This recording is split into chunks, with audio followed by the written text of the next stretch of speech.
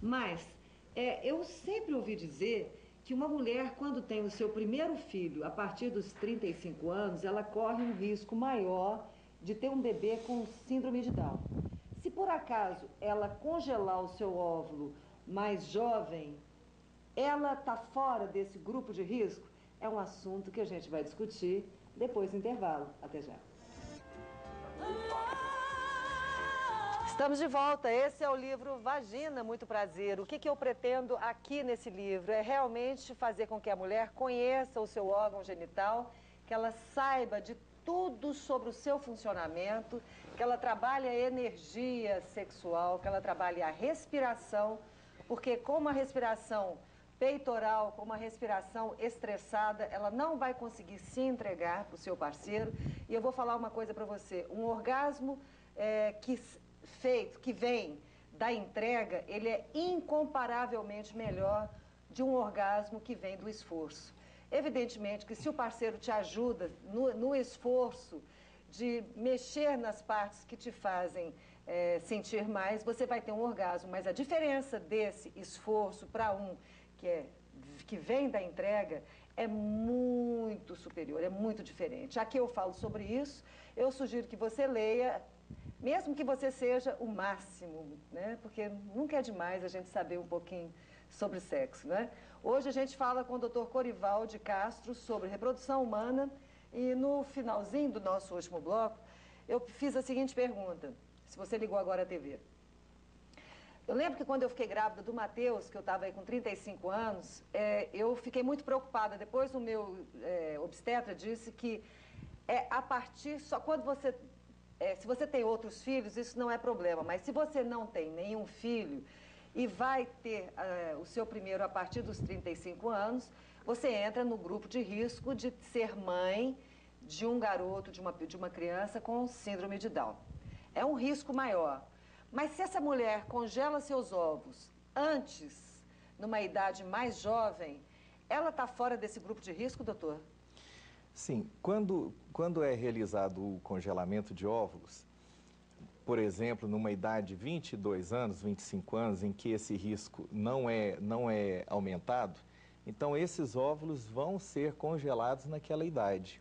Então eles não vão sofrer uma série de efeitos deletérios que vão acometendo a mulher, digamos, dessa idade de 25 anos até os 35, 40. Então, aqueles óvulos, aquele material genético não vai ser afetado por uma série de doenças e intercorrências que eu já falei, poluição, estresse, radicais livres, uma série de substâncias que vão agir até em nível de DNA. Então, aqueles óvulos congelados numa época mais jovem, eles vão estar melhor do que aqueles que vão estar sendo liberados, né, depois dos 35.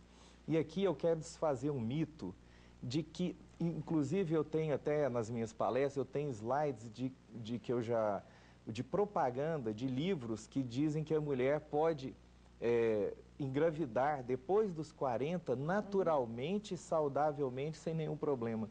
Isso é um mito muito grande. Ah, é? E isso tem causado, isso tem prejudicado as mulheres, porque está se espalhando a ideia de que a mulher pode tranquilamente ter filhos depois dos 40. Mas mesmo que ela tenha seu ciclo menstrual reguladinho e que ela seja uma mulher saudável, doutor? Mesmo que ela seja saudável, que os ciclos estejam regulares,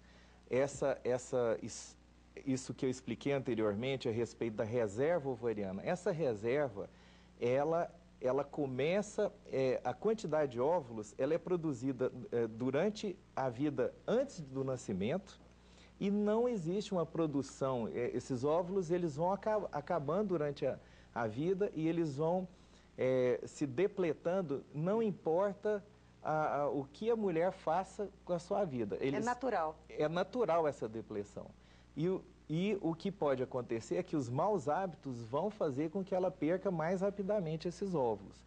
Mas, por mais saudável que seja a vida daquela mulher e por mais normal que esteja a menstruação, ela não pode contar com isso.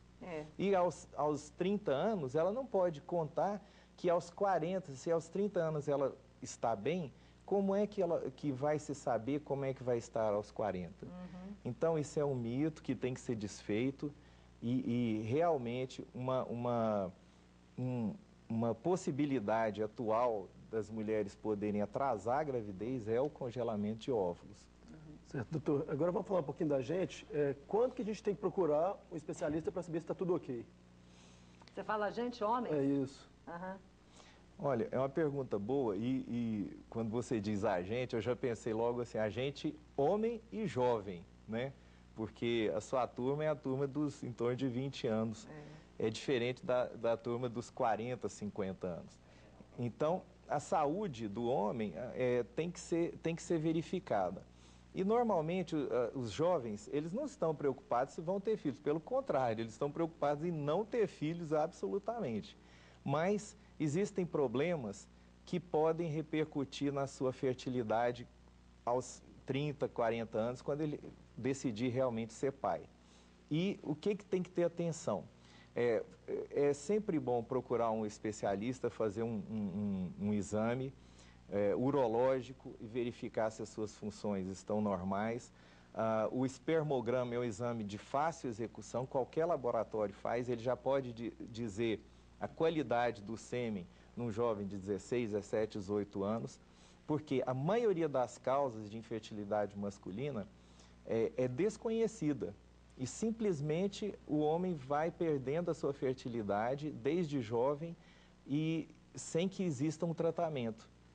No que se refere também a causas palpáveis, por exemplo, a cachumba, o jovem que teve a cachumba na infância e ela desceu para o testículo, a expressão é essa, a cachumba desceu, aquilo sim pode prejudicar a produção, a produção de sêmen é uma causa relativamente frequente.